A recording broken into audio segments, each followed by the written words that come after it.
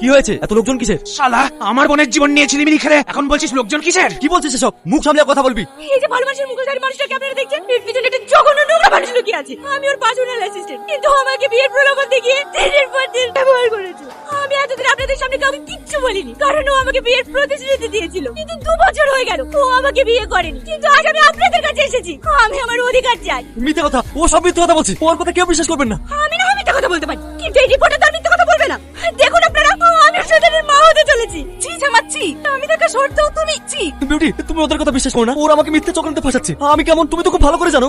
অনেক নাটক করেছি, এবার আপনারাই বলুন এইসব জানার পরেও আমার বোনকে কে বিয়ে করবে? Plan success. এই মিথ্যে রিপোর্টটাই আমার প্ল্যান সাকসেস করেছে। এইবার দেখ ওর কোম্পানি নিয়ে বড় অহংকার না, ওর অহংকার আমি কিভাবে ধ্বংস করি। তুমি কোনো চিন্তা করো না ভাই, ও যেহেতু আমাকে বিয়ে করেছে, ওই সংসারটাকে যদি আমি আমার হাতের মুঠোয় না আনতে পেরেছি, তাহলে আমার নামও রাগিনী না।